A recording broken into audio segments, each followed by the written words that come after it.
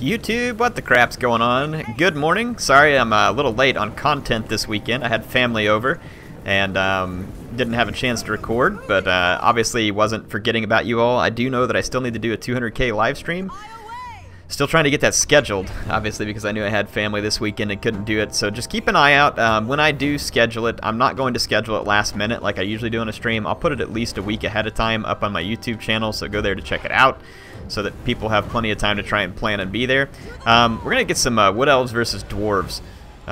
Someone told me they wanted to see some Wood Elf gameplay because they hadn't seen a lot, so here you go.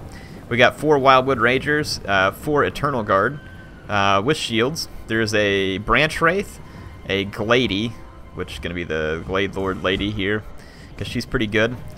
And then we've got a few Wild Riders, no shields, which, yeah, I mean, it saves a little bit of money, but is kind of risky versus the Dwarves because they've got so much missiles. There's already some Earthblood being used to heal some of these Eternal Guard over here. I don't know if healing Eternal Guard is super worthwhile, but maybe. The Dwarves have taken a defensive setup where they've got Miners and Longbeards in the back protecting 3 Grudge Throwers, 4 Quarrelers, 2 Thunderers. There are very wide lanes in between the Dwarf units here, so they're very thick to brace for a charge. And this is a questionable map to take this type of build on, because you're leaving your entire flank here exposed to a charge from the forest, which is going to give the Elves excellent cover.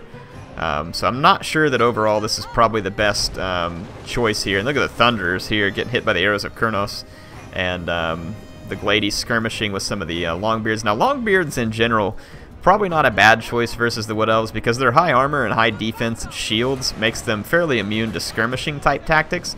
But Wildwood Rangers are obviously the dangerous pick against the Dwarves, and the Dwarves are going to have to focus everything they have on stopping Wildwood Rangers. And honestly, the reason why I don't like this setup the most is because it leaves too many gaps for the Wild Riders to get through, and protecting 6 skirmish units and 3 artillery versus the Elves, I believe, is going to be very tricky. We'll see how it works out, though. These Thunderers get pinned down, but the Glady taking kind of a beating here. She's just going to come right on down into combat. That leaves her exposed to all these Thunderers and Quarrelers, so we'll see how it works out. I mean, she probably has a potion and Earthbloods going right now. As soon as the Wildwood Rangers get into combat, they're going to do some extreme damage to the Dwarves, and like I said, the Branch Wraith is going to be very handy here. Look at this. All the defensive units already committed into the mainline fight, and then these Rangers moving around the flank is going to leave the back wide open to these Wild Riders, and Wild Riders are exceptionally good versus skirmishers. Fortunately for the Dwarfs, though, these Longbeards soaked up a little bit of the charge, but it's not going to be enough to stop all the Wild Riders, so the Dwarves are about to get shellacked in terms of their artillery and their skirmishers. The Wild Riders are going to do extremely well in this fight. Extremely well. They have relatively solid attack stats, and then, yeah, they're frenzy as well, so when they get into combat, they start doing pretty darn well.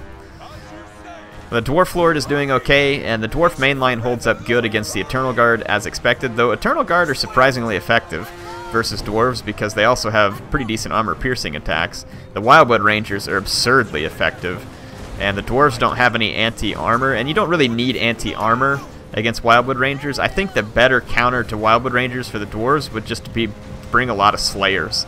A lot of Slayers would be a good call, because then I don't think any of the Elf Infantry is really made to take down Slayers very well. Wildwood Rangers do have pretty decent stats. Their melee attack is quite good, but since most of their, I mean, their damage, a lot of it's armor-piercing, the Slayers don't have a lot of armor.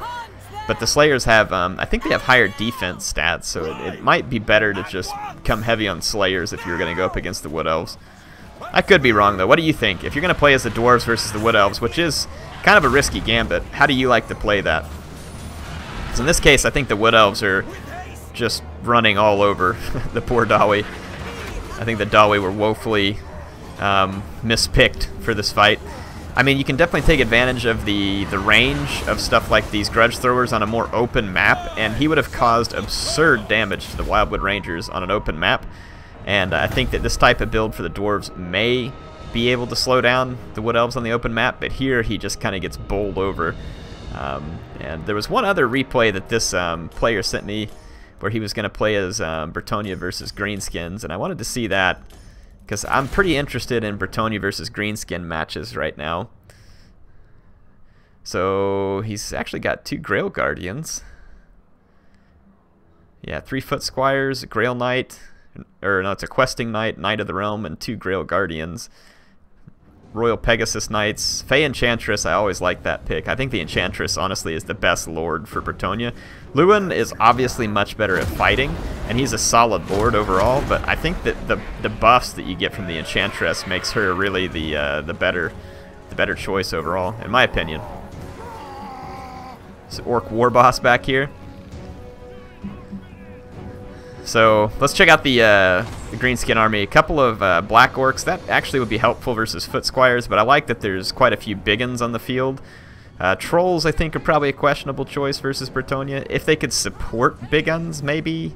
But I mean, Trolls are just going to get wrecked by stuff like Royal Pegasus Knights, or Grail Knights would do the trick too. Trolls are going to get almost insta-wrecked by Grail Knights.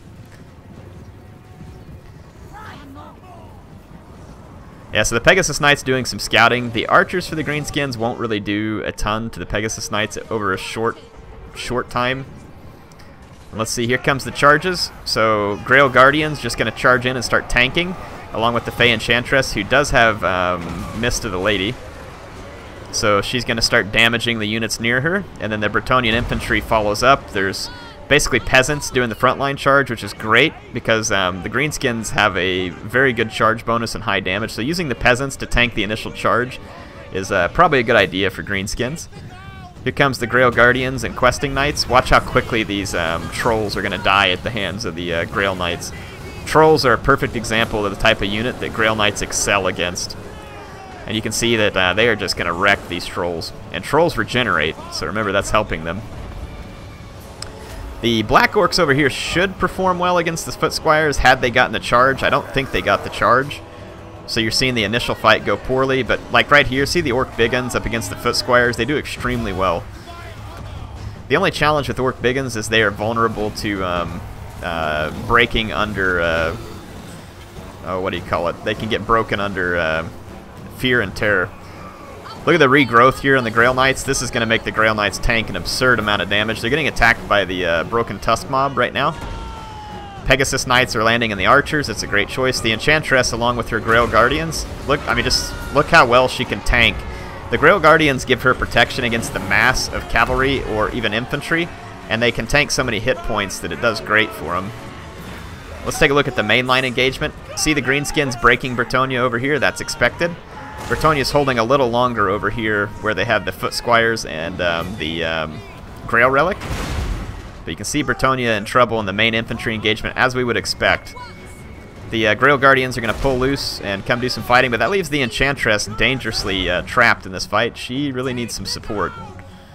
So I'm not sure that I really agree with moving the Grail Guardians away from her, but it looks like they're going to cycle back around this way. These Orc Big Uns are going to be damaging the Enchantress very, very badly. She needs to use this charge as an opportunity to get away, and the Pegasus Knights could have supported this fight as well, leaving the archers maybe momentarily.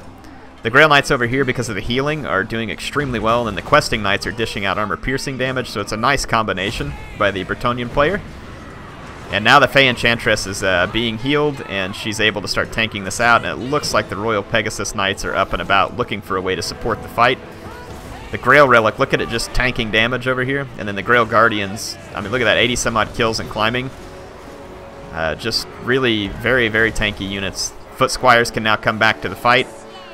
And although the fight was kind of momentarily looking pretty decent for the Greenskins in the center, you can see how quickly that can turn around. When the lady gets the right support, she'll just slowly wither all the units around her.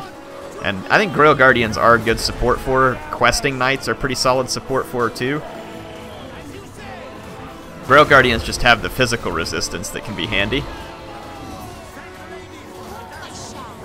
But yeah, I usually like to keep her a little bit further back into the Grail Guardians, just to keep her safe, but she's doing just fine. She's holding her own. Look at these Grail Guardians, 106 kills. Now the Foot Squires coming back. There's more Foot Squires that can come back, and the Royal Pegasus Knights have killed most of the archers. These guys have an absolutely brutal charge. And so if you get a blob going with the Grail Guardians to give the Pegasus Knights a good place to charge, it can be devastatingly effective in terms of making a good opportunity for you to use these Pegasus Knights. Plus, they excel at stuff like this. You know, they're very quick around the battlefield. They can get in and they can wreck archers and other units that are regrouping. The Enchantress, once again, getting fairly weakened, but now there's going to be Grail Knight support here.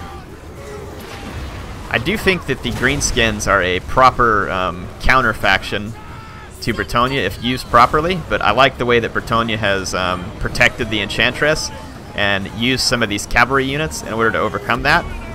They had a decent amount of infantry still, but I like how Bretonnia put their focus into the cavalry, which is the place where they can really outmatch the Greenskins. And I think in this case, the Greenskins should have spent probably more money on big guns. They're just a much more dangerous unit to Bretonnia.